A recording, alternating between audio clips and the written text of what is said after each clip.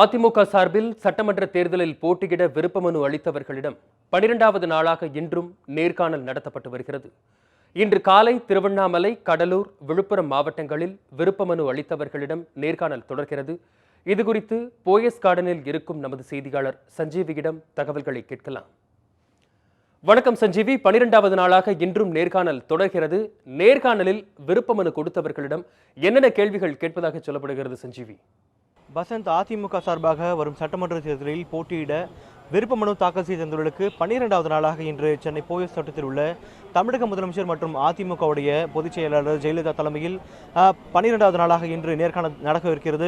சரியாக 11:30 மணிக்கு இன்றைய நேர்காணல் தொடங்குகிறது. குறிப்பாக இன்றைய தினத்தை பொறுத்தவரை திருவண்ணாமலை, கடலூர் மற்றும் விழுப்புரம் உள்ளிட்ட தமிழகத்தின் வட மாவட்டங்களில் உள்ள விடப்பட்ட தொகுதிகள், அதாவது நேற்று மாலையே இந்த மாவட்டங்களுக்கு நேர்காணல் நடைபெற்றது. ஆனால் ஒரு சில தொகுதிகள் மட்டும் விடப்பட்டது. அந்த தொகுதிகளுக்கு இன்று காலை நடைபெறுகிறது. அதே போல இன்று மாலையை பொறுத்தவரை பார்த்தோம் என்றால் சென்னைக்கு இன்று நடக்கும் என்று எதிர்பார்க்கப்படுகிறது. அதே போல புதுச்சேரி மற்றும் கேரளா சட்டமன்ற தேர்தலுக்கு விருப்ப மனு தாக்கல் செய்தவர்களுக்கு இன்று நேர்காணல் நடப்பதாக கூறப்படுகிறது. இதனை சட்டமன்ற தேர்தல், அதாவது வரக்கூடிய வேட்பாளர்களுக்கு, அதாவது வரக்கூடிய மக்களுக்கு அந்த தொகுதியில் அதிமுகவுடைய பலம் எவ்வாறு உள்ளது, வெற்றி வாய்ப்புகள் எந்த அளவுக்கு உள்ளது என்று கேட்கப்படுகிறது.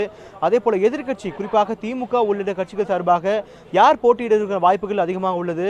அதே போல அதாவது ஒரு தொகுதியிலிருந்து கிட்டத்தட்ட 2-3 நபர்களே இந்த இடத்துல அழைக்கப்படுகின்றனர். அதாவது அதிமுக சார்பாக கிட்டத்தட்ட 26,000 பேர் முழுக்க தமிழ்நாடு மற்றும் கேரளா, பாண்டிச்சேரி உள்ளிட்ட 3 மாநிலங்களிலிருந்தும் கிட்டத்தட்ட 26,000 பேர் சட்டமன்ற தேர்தலில் போட்டியிட விருப்ப மனு தாக்கல் செய்தனர். ஆனால் இந்த நேர்காணலை பொறுத்தவரை ஒவ்வொரு தொகுதியிலிருந்தும் கிட்டத்தட்ட 2-3 நபர்கள் மட்டுமே அழைக்கப்படுகின்றனர். அதாவது வரும் நபர்களிடம் நான் கூறியது போல அந்த தொகுதியில் உள்ள பலம் என்ன, பலவீனம் என்ன, அதிமுக கட்சி சார்பாக, அதே போல எதிர்க்கட்சி சார்பாக யார் போட்டியிடுவார்கள், அதே போல இந்த வருகின்ற தொகுதியில் உங்களுக்கு பதிலாக வேறொரு நபரை வேட்பாளராக அறிவித்தால் நீங்கள் ஆதரவு கொடுப்பீர்களா என்ற பலதரப்பட்ட கேள்விகள் தமிழக முதலமைச்சர் மற்றும் அதிமுக பொதுச் செயலாளர் இவர்களும் கேட்கிறார்கள். வசந்த், சஞ்சீவி, இன்னும் நேர்காணல் எத்தனை நாட்களுக்கு நடக்கவிருக்கிறது சஞ்சீவி? வசந்த், ஏற்கனவே கிட்டத்தட்ட 12 நாள், அதாவது மார்ச் மாதம் 6ஆம் தேதி அதிமுக தலைமை கழகம் சார்பாக ஒரு அறிக்கை விடப்பட்டிருந்தது. அந்த அறிக்கையில் முதலாவதாக 4 புகைப்படங்கள், குறிப்பாக சென்னை சேர்ந்த 4 பேருக்கு அதாவது இந்த நேர்காணல் நடக்க தொடங்கியதாக ஒரு அறிக்கை வெளியிடப்பட்டிருந்தது. அதைத் தொடர்ந்து சென்ற திங்கட்கிழமை, அதாவது மார்ச் 21ஆம் தேதி மீண்டும் சென்னை போயஸ் தோட்டத்தில் உள்ள தமிழக முதலமைச்சர் வீட்டில் இந்த நேர்காணல் தொடங்கியது. கிட்டத்தட்ட தமிழகத்தினுடைய அனைத்து மாவட்டங்கள், 32 மாவட்டங்களிலும் இதுவரை மக்கள் வந்துவிட்டனர். சென்ற வாரத்தை பொறுத்தவரை தமிழகத்தின் தென் மாவட்டங்கள், குறிப்பாக திருநெல்வேலி, தூத்துக்குடி, ராமநாதபுரம், கன்னியாகுமரி, மதுரை, தேனி, திண்டுக்கல், சிவகங்கை உள்ளிட்ட அனைத்து மாவட்டங்களிலிருந்தும் வந்தனர். அதே போல வார கடைசியை பொறுத்தவரை மத்தியில் இருக்கக்கூடிய மாவட்டங்கள் தஞ்சாவூர், திருவாரூர், நாகப்பட்டினம், கரூர், அதுபோல மாவட்டங்கள், இந்த திங்கட்கிழமை பொறுத்தவரை கொங்கு மண்டல மாவட்டங்களான கோவை, திருப்பூர், ஈரோடு உள்ளிட்ட மாவட்டங்கள் வந்தது. அதே போல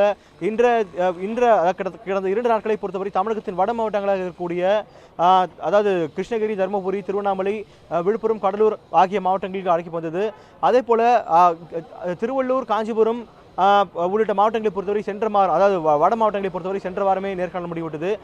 ஆக மொத்தம் இன்றைய நிலைமை பொறுத்தவரை பார்த்தோம் என்றால் அனைத்து மாவட்டங்கள், தமிழகத்தில் இருக்கக்கூடிய 32 மாவட்டங்களிலிருந்தும் மக்கள் வந்துவிட்டனர். இன்னும் சென்னையை பாக்கி உள்ளது என்று கூறலாம். சென்னைக்கு இன்று மாலை நடக்கும் என்று எதிர்பார்க்கப்படுகிறது, அல்லது நாளை தொடரும் என்று எதிர்பார்க்கப்படுகிறது. அதனால் நேர்காணலை பொறுத்தவரை நாளை இறுதி நாளாக இருக்கும் என்று எதிர்பார்க்கப்படுகிறது.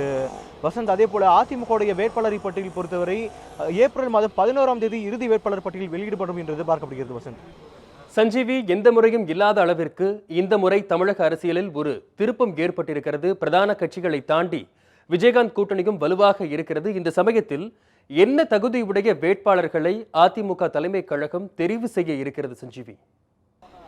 வசந்த், இந்த முறையை பொறுத்தவரை பார்த்தோம் என்றால் கிட்டத்தட்ட 80% அதிமுகவை பொறுத்தவரை புதுமுகங்களாகவே உள்ளன என்று கூறலாம். ஆனால் அதிமுக சார்பாக கிட்டத்தட்ட 26,000 விருப்ப மனுக்கள் பெறப்பட்டிருந்தாலும் இந்த நேர்காணலை பொறுத்தவரை ஒரு சில நபர்கள், அதாவது நான் ஏற்கனவே குறிப்பிட்டது போல ஒரு தொகுதியிலிருந்து 2-3 நபர்கள் மட்டுமே அழைக்கப்படுகின்றனர்.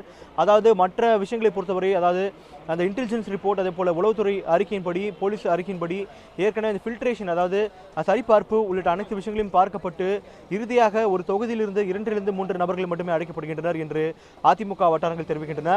அதன் அடிப்படையில் தமிழக முதலமைச்சரை சந்தித்து இவர்கள், அதாவது வரக்கூடிய நபர்களை பொறுத்தவரை பார்த்தோம் என்றால் சாதாரண நபர்களாகவே உள்ளனர் என்று கூறலாம். ஏனென்றால் வரும்பொழுதே ஆட்டோவிலோ அல்லது அது போல விஷயங்கள்லாம் வருகின்றனர். அதுவும் அவர்கள் இருக்கக்கூடிய பொறுப்பு சாதாரணமாக பொறுப்பு, அதாவது ஒரு ஒன்றிய பொறுப்பிலோ மாவட்ட பொறுப்பிலோ இல்லாமல் இளைஞர் அணி, மாணவர் அணி உள்ளிட்ட பொறுப்புகள் கிட்டத்தட்ட அவர் வயதை பொறுத்தவரை பார்த்தோம் என்றால் 35லிருந்து 50 வரையே உள்ளது என்று கூறலாம்.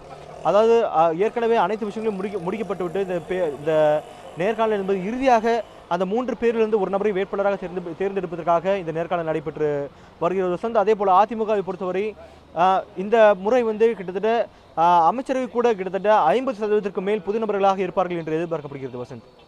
சஞ்சீவி, உங்கள் தகவல்களுக்கு நன்றி சஞ்சீவி.